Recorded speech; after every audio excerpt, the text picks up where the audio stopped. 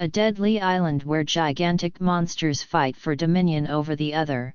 Animated Recap Hub. Here today I will be recapping a 2023 animation series called The Skull Island. Spoilers ahead. Relax and enjoy. The show begins with a conversation between a father called Cap and his son Charlie. Just like every other teenager, this little kid is so different as he is the one begging his father to let him go to college, but Cap, his father, only just wants him to help out on the ship and not run into debt. But Charlie is adamant about such a suggestion, telling his father that he doesn't want to learn things that have to do with mythical creatures, despite how his father tries to convince him of the conviction that explorers and discoverers are greatly remembered for their efforts. His father opines that Charlie goes for a walk and take a rethink over his decision. Charlie grumbles about taking a walk in the middle of the Pacific and meets his closest friend Mike, who wonders how the conversation with his father go, but on realizing that it's the same as always, Mike questions Charlie on his decision to go to college, but Charlie tells Mike that he doesn't want to settle for life on a boat. They pick up umbrellas to shield themselves from the water caused by Boomer's machine trial. Intrigued by the machine's outbursts of the ocean, Mike asked his father if they found anything, but the reply only came negative. But as he returns to the cabin, Charlie sights a mysterious girl holding on to a wreckage in the ocean. He throws her a swimming ring, but it's to no avail as she still get drowned. Charlie shouts for help, but upon no one hearing him, he dives inside and rescues the mysterious girl, who begs him nothing but to also rescue her dog. Mike comes to the rescue, helping both of them out of the water, as well as Mike. Father, Hero and Cap also hurried to the scene with the intent that someone from the boat might have fallen off. They realized that Charlie had saved a handcuffed stranger, who later wakes up and becomes agitated despite Cap's attempts. In assuring her that she is safe with them, she asked Charlie not to turn on the radio. Hero offers her coffee, which she sips and spills out. However, Cap interrogates this girl, trying to find out details about her, but this is interrupted by a flare in the sky. The girl yells at them to let it be and if possible let the ship, calling for help, drown, but Cap and Heroes still decide to go check outside. They all move outside, including Mike and a crewmate Warmer, to check what had happened. Seen through binoculars, Hero observes that the ship requesting help is a big one, and it might be somehow after the girl. Unknown to them, the ship in question is close to them, hanging on the edge of their ship. Meanwhile, the girl name is revealed to be Annie, who asked Charlie if they've got guns on the boat, but suddenly goes forward and search for weapons she could use. Ignoring Charlie's introduction, Charlie explains to the girl that their boat is an expedition vessel in search of creatures known as cryptids.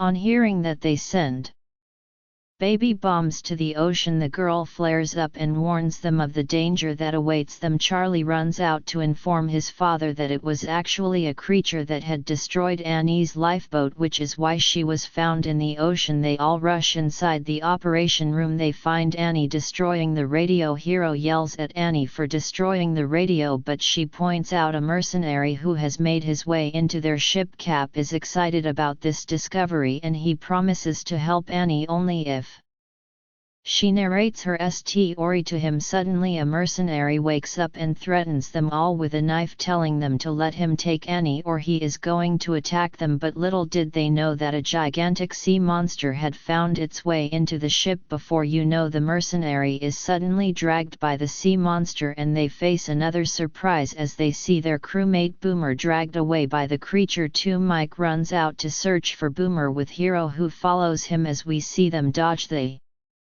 creature's grip. Hero wonders if that is the creature Cap came all the way from the city to capture, but Cap is confused as well. Before Hero could manage to save Mike from the creature, he falls prey to the sea monster. Chaos creeps its way into the ship as the sea monster drags other of their crew members into the ocean, but with anger Mike picks up a sword to fight the sea monster, but he ends up being dragged to the sea and he breaks the handcuffs on her hands, asking Charlie to meet her at her island before diving in.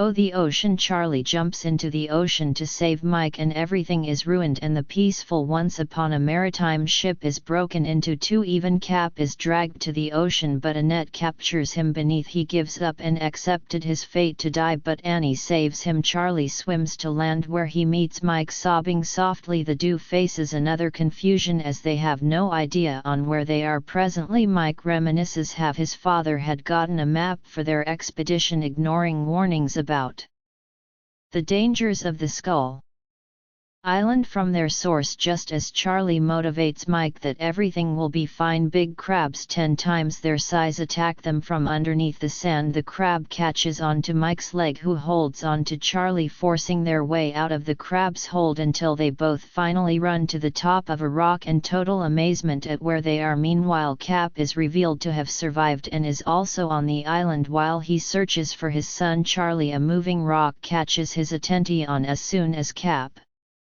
moves close to the rock, it transforms into a creature with fangs and scary eyes. A man appears with a gun from nowhere and begins to fire bullets at the creature, but the man ends up as food to the creature. Cap sees another stranded person on the island who presses her, shock over the man's death, and Cap runs after her. He finally catches up with her, narrating how his ship had met an inevitable wreck and is in search for Charlie and Mike. The woman's name is revealed to be called Irene, who somehow lies to Cap that she was on a cruise to Singapore. Their conversation is cut short by a giant moving turtle, and Cap had to admit how magnificent the creature is, but feels something strange yet to discover is on this island. On the other side of the island, Mike and Charlie manages to escape the crabs and move towards the trees. In tiredness, they wish their fathers were there with them, leaving Charlie to pat Mike on the loss of his father to the sea creature. Just when they thought it was all over with the crabs, a crab attacks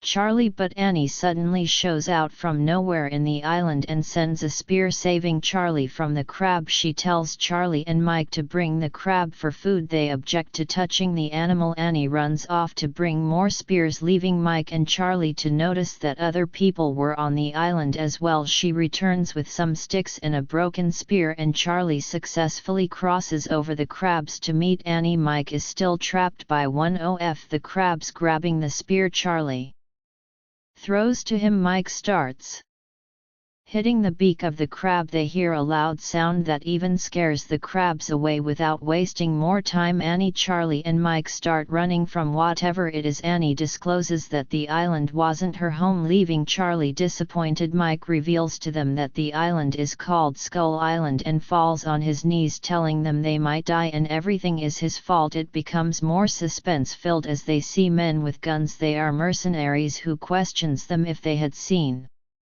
any, but the boys evade the questions, making the men impatient without creating the slightest noise. Annie attacks the men and all gets interesting as Annie howls. A big dog shows up. To everyone's surprise, the big dog flings Annie away. The boys join the mercenary to hide under the leaves. The mercenary, in panic, tells them that bullets don't hurt the creature. As soon as they hear grunts from afar, they are on the move again. The mercenary runs into a river, but he ends up in the belly of a crocodile. The boys become scared as they shift from the crocodile and are swept away by the tides of the river. A non-stop hot chase begins and the boys let the waterfall carry them away. A surreal happiness envelopes them as they laugh at their imagined defeat. Things get worse as the crocodile dives into the river again in pursuit of the boys. However, Kong, a giant monkey, picks up the crocodile and swallows it. Its heavy footsteps guide the boy to land, where they find Annie and her dog from the injured mercenary. Cap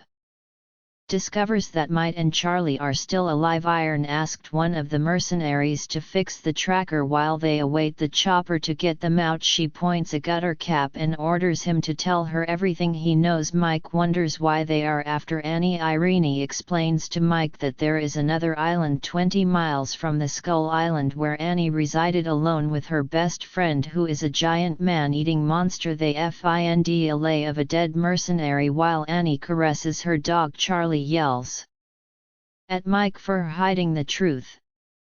About the island from them. Mike accepts the blame and apologizes, but Charlie is concerned about his father. They make a deal on what to do after they escape the island, and he mentions that the dog is bored and they leave the spot. However, Charlie questions Annie on why the soldiers are after her, and he tells Charlie that a woman had ordered the mercenaries to disrupt her home and kidnap her. Charlie becomes a bit relieved when Annie reveals that she saved his father. Things become better for the mercenaries Irene and Cap as a chopper flies over to help them. There is a little rumbling in the river and Cap orders Irene to send the chopper back. It's too early to say things got better as the sea monster breaks the chopper into two. Irene is disappointed and in a dejected state. She brings Storm's unachievable ideas. It is time to search for breakfast and Annie leaves Charlie and Mike in the middle of nowhere while they argue about the not too great island. A bird shows up ready to attack them, but Dog bounces on the bird and Mike discovers that Irene had left them as bait to find food. Immediately after breakfast they begin to find a way out of the jungle, discussing how to build a raft. It didn't get to their notice that Charlie had fallen into a hole. It is too late as the hole is dragged Charlie into a bug home. Not losing hope, Irene, Cap and Sam head to a focal point where the tracker on and her bare hands. Their yelling is interrupted by the appearance of a big bug. Charlie tries to attack the bug with the antique sword. A sword breaks and he plays a magic trick by lying on the floor as bait for the bug. Dog comes to save its best friend by jumping into the hole and chasing the bug away. Meanwhile, Mike and Annie become friends. Their little joy is cut short as Annie observes that the mercenaries are close by. She asked them to run, promising to get the woman who ordered armed men to go Irene to be the woman who hired them to look for the island. They all head back to the camp, leaving Charlie in the rain. Things become more suspicious as Cap sees the mercenaries move the dead flower monster and Mike discussing with Irene, but things get worse for Charlie as the giant hawk whisks him away. The hawk drops him amid a dew on top of a cliff. Mike explains to Cap that he had left Charlie so the latter will get hurt. He apologizes to Cap for not telling the truth about Irene hiring them Aries of her father. Although I hates her, Iron tries to explain to the teenager that she was shot with a tranquilizer, and he divulges to Irene at the sea monster electrocuted and poisoned the dying Mike. Cap suggests they get Mike out of the island as soon as possible. Annie asked about the whereabouts of Charlie, who she believes must be dead by now. Charlie's soul must have sworn to live. He is still alive. Dog is still reluctant to carry Charlie on his back and they run away on foot from the big hawk to see a sight of the tents from a cliff. Charlie makes a fire and sets a tree ablaze. The tree refuses to burn as it is a stack of gremlins. Dog tries to defeat them and Charlie scares them off with the fire. A mercenary sights the duel with binoculars and he runs off to beat Dove. Howling in excitement is another moment of reunion as Cap hugs Charlie to pay back. Iron Dog jumps at her, gnarling and grumbling at her. Annie orders that Irene tender an apology to Dodd for trying to shoot him and not find as the sea monster attacks the villagers, including Kong's friend. The village is in ruins. Even Kong's friend dies from the injuries. Kong takes her necklace and buries her. This leaves the giant monkey in a sad state. Charlie informs the others that they can steal Kong's necklace so he can run to the ocean and kill the sea monster. The others laugh at his plan and Cap even refutes the idea. Meanwhile, Annie asked her mother Irene about how her age. Irene is excited about the thought that Annie is 17 and Elias had I known thoughts. The fearless teenager succeeds in grabbing the necklace and they run off. Kong roars, rooting the bridge and other paths to block them from escaping. Charlie hops off. Dog noticing how hurt the animal is, he thinks Annie is the coolest pearl he has ever met, with a promise to meet her at the beach. Annie rides Dog close to the beach and throws the necklace on the sand of high hopes that the sea monster will show up. Just as Kong bends to pick up the necklace, the sea monster is even beneath the ocean. Fortunately for Kong, he finds Cap's broken ship and defeats the sea monster with it. Just as the wounded Kong emerges victoriously from the ocean, his Eyes fall on Annie, hoping for dog to swim to land. Kong helps Annie and dog make it to the safe side of the land. It is not yet over as the sea monster attacks Kong again. The giant monkey is victorious again as he breaks the squid into two and dumps its body into the ocean. This causes water to seep through the land and drown Annie. All hope is not lost as Annie wakes up in a hospital after 2 weeks. Ira tries to explain things to her, warning her not to hurt herself. The teenager is confused as she sees tall buildings around her. She opens her mouth in shock, wondering where she was, and that was how the season 1 of the show ended. Thank you for watching, guys. If you love animation movies, please subscribe to this channel and keep watching. Take care.